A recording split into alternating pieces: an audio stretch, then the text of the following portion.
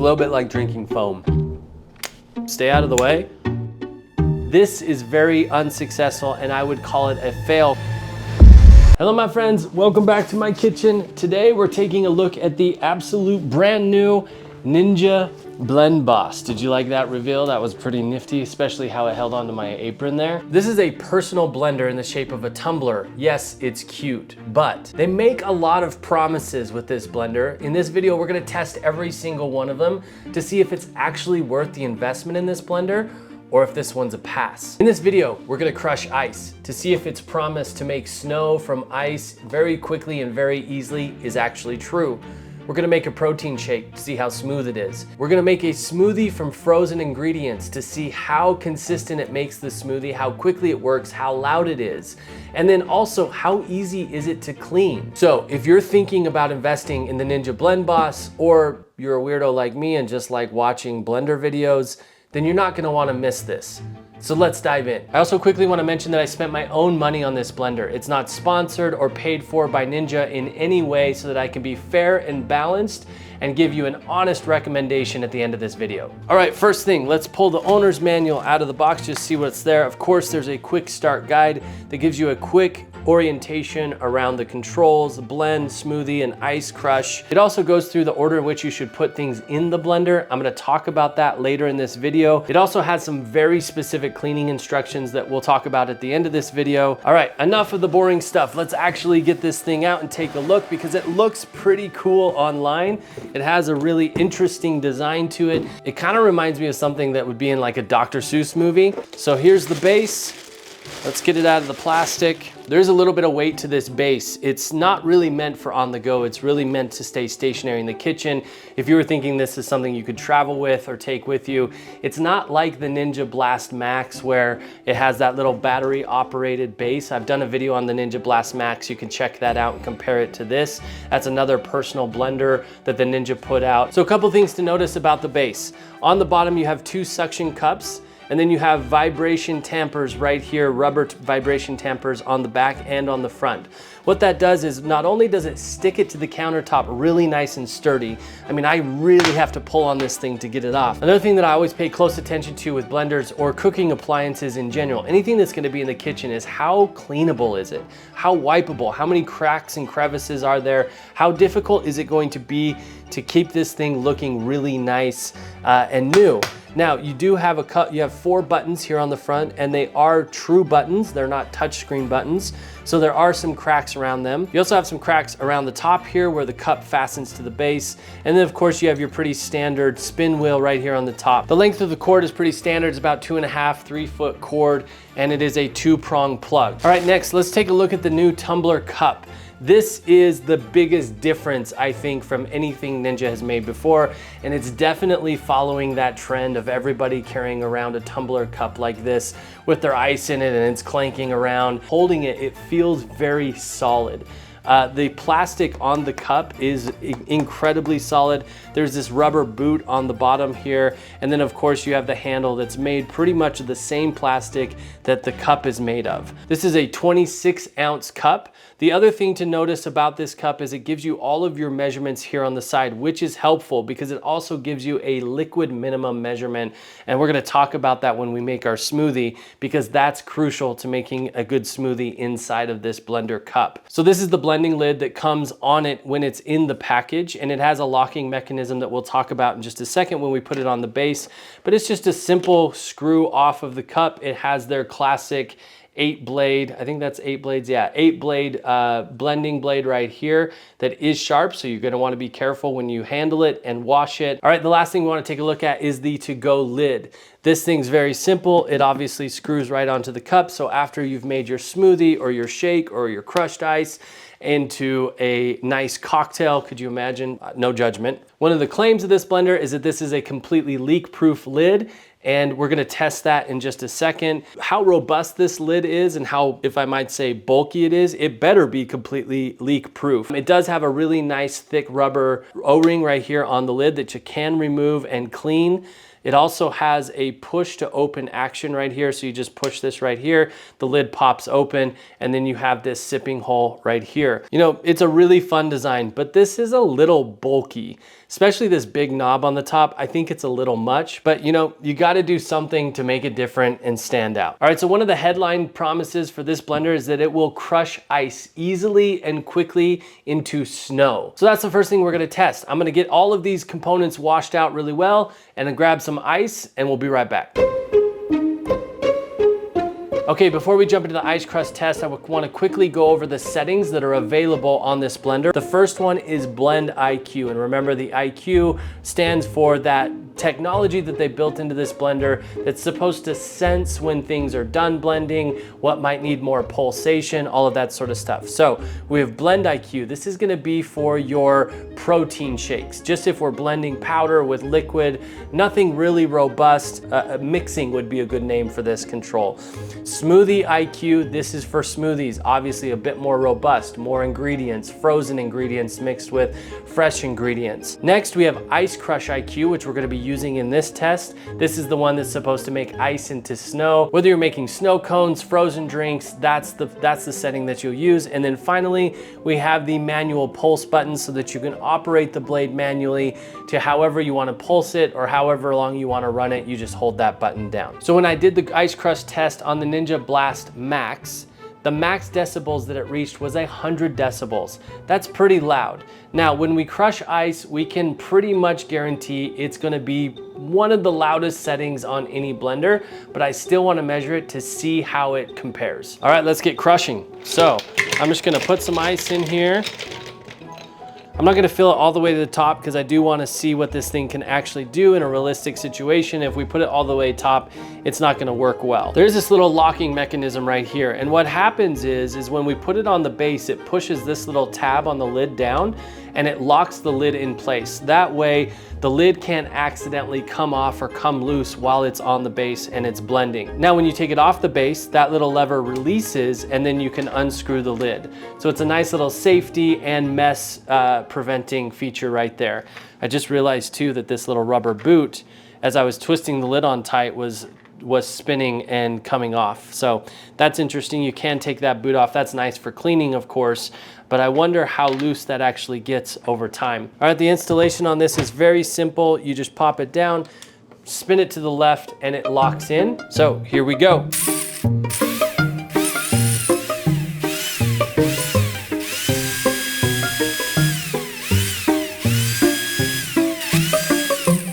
Okay, so that was about 54-second cycle. The ice just stayed stuck in the top. It barely even blended it at all. We're gonna have to try this test again. We did hit 97.5 decibels, so just a little bit quieter than the Ninja Blast Max, but that's because we didn't really even touch the ice. So let's just open this up and take a look at what we have. The consistency is definitely not a snow consistency. We obviously have lots of chunks of ice that didn't even get touched. Those were towards the top. And then some of this consistency, I mean, some of it's pretty fine, but large chunks of ice, like some of this towards the bottom could be pretty good for like a snow cone or a frozen drink or something like that. But all in all, very inconsistent. So I'm gonna run this test again. This go, I am gonna agitate the blender a little bit manually just so we can see if we can get it to blend all of the ice and create that consistent snow that we're looking for. So here we go.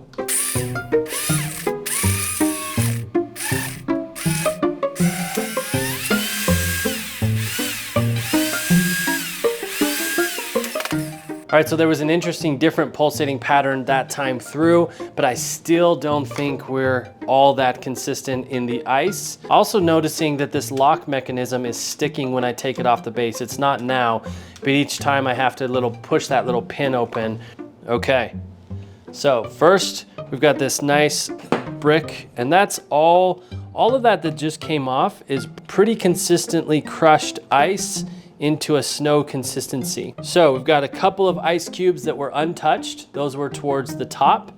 And then the rest of this looks pretty, especially the stuff that wasn't stuck down towards the bottom. That's pretty light and fluffy. There are some larger chunks of ice in here. We've got that one, that one. So not as consistent down towards the bottom as I would love it to be, and we still had some completely untouched ice cubes at the top. So if I were to compare these results to other blenders that I've tested from Ninja, let's say like the Detect, it was able to crush ice and make it into a very fine powdery snow. This is very unsuccessful, and I would call it a fail compared to those. And we did hit 100.8 decibels in noise. That's very comparable to other blenders that I've tested when crushing ice. All right, so the next test I wanna do with you is what I'm calling the shake test. This is gonna be using the mode called Blend IQ on the BlendBOSS. Basically what we're doing is we're taking a few ingredients and we just want them to mix really well. I have absolutely no doubt that this thing is gonna do a very good job in this test. So what we're doing is we're doing a protein shake. We're gonna do 8 ounces of milk to 1 scoop of protein powder. By the way, Just Ingredients protein powder is the best protein powder I've ever tried. It's smooth, it tastes delicious, their flavors are amazing, and it has really good ingredients, just in case you wanted to know. Not sponsored by them or anything like that, just absolutely love them. I'm also gonna put a little bit of ice in it as well, because I like to have some little chunks of ice in there just to keep the shake nice and cold while I'm drinking it. So using the measurements on the cup, I'm gonna do 8 ounces of milk. I love having the measurements right there on the bottle. I'm gonna do a single scoop of coconut chocolate protein powder, and then I'm just gonna do 4 ice cubes. So we're gonna hit the Blend IQ button here. Here we go.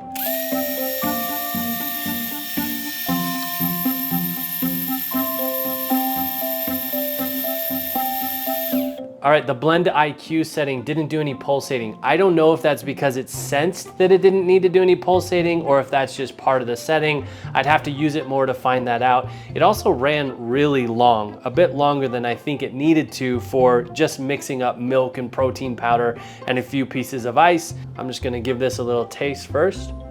Just as I figured, no surprises here. Very smooth, blended really well. The ice is very finely chopped. I can't even tell that the ice is in it. I'm just gonna pour a little bit out here so you can see what the consistency looks like. Because I am noticing a little bit of powder right here on the side of the jar that got clumped up and didn't get down into the blender. That's pretty typical. It actually might be a little bit more frothy than I like it to be, meaning it mixed and blended just a little bit too much for what it was. It's a little bit like drinking foam. If I were to make this protein shake in this blender again, I would probably stop it blending at like 15, 20 seconds. I think it would still be blended well, but it wouldn't get so foamed up. For our next test, we're going to do the smoothie test. Again, we're looking to see how consistent and smooth it gets all of these different ingredients, meaning chopping up our leafy greens, grinding down our ices and our frozen fruits. Now, one of the things that they stress in multiple places in this blender and every other Ninja blender that I've ever bought and tested is the order in which you put things in for your smoothie. And it has actually significantly improved my experience of getting a better smoothie in the outcome. So the rule of thumb here is softest things at the top. So because we're using a personal blender that is actually gonna be blended upside down, we wanna put the softest things in first and then the harder things last. So what we're gonna do is we're gonna start with our liquids, and I'm going to put enough milk in there just to hit the minimum liquid. I like a thicker smoothie, so I want less liquid, more substance. So I'm just gonna put it into the liquid minimum that it shows right here, which is about 6 ounces of milk. Our next thing is our leafy greens and our fresh fruits.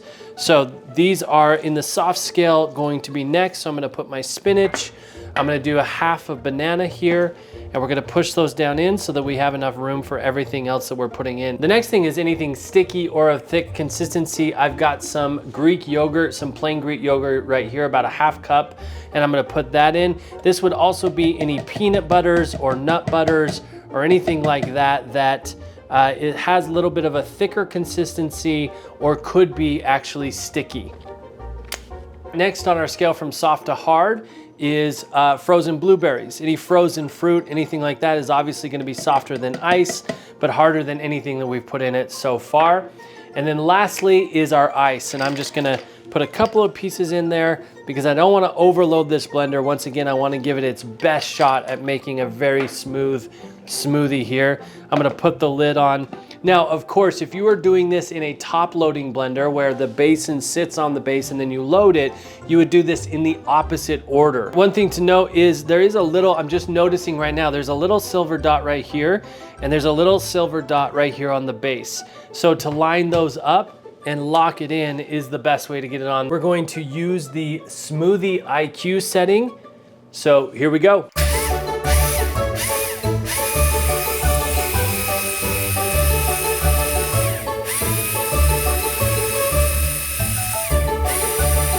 So in the Smoothie IQ setting, we hit 97.2 decibels. My guess is that this is gonna be absolutely no test for this blender. It looks pretty consistent. I wanna give it a taste first. Amazing, very smooth, very frothy, really good. I'm gonna pour some of this out so you can see the pouring consistency. And so we can see if there's any bits and pieces that didn't get blended up.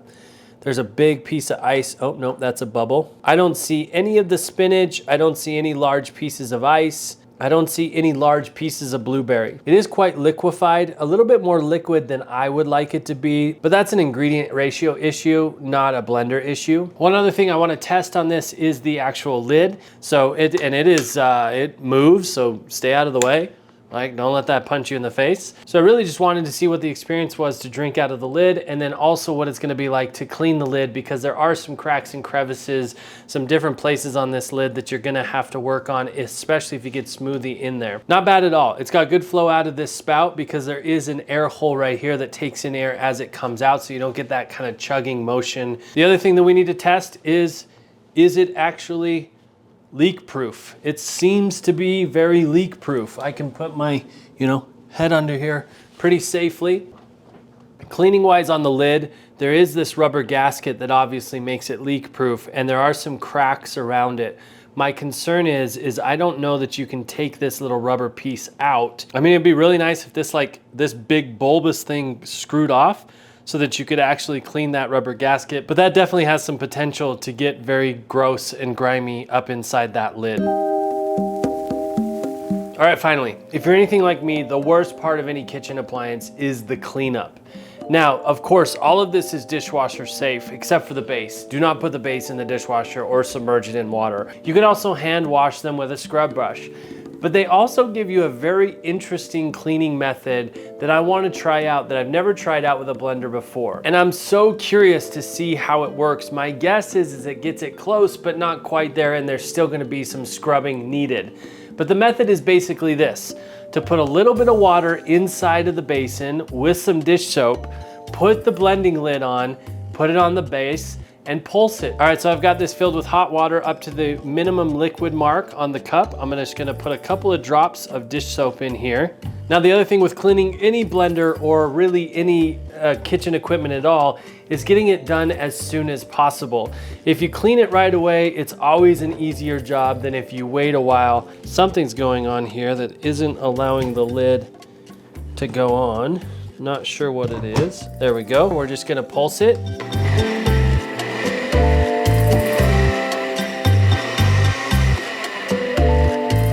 So just watching this as I did that, it wasn't getting any water movement up here in the top or really in the bottom of the cup.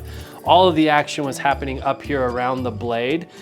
Again, that lock didn't come up, so I've got to manually push that lock up so we can get this open. And this looks pretty clean, except for there is a bit of blueberry and stuff around. This is what I was really concerned about, was all of the bits and pieces that are in the threads of screwing this on. Sure, I think it did a pretty good job of moving the soapy water around, but I still need to do a little bit of scrubbing on this to get it fully clean. All right, my friends, here are my final thoughts. It's obviously cute and fun having the tumbler shaped cup, and that's definitely the trend that they're going after. However, it did fail, in my opinion, on the ice crush test, and the smoothie and shake tests weren't necessarily any better than any other Ninja blender that I've used. In fact, I'm comparing this mostly to the Ninja Blast Max. So for me, there's really nothing special and unique about this blender other than the cup, the tumbler.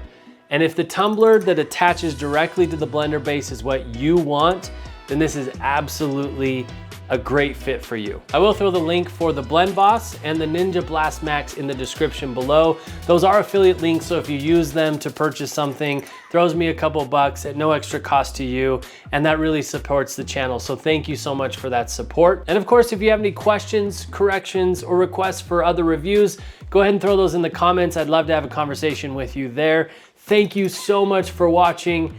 Happy cooking.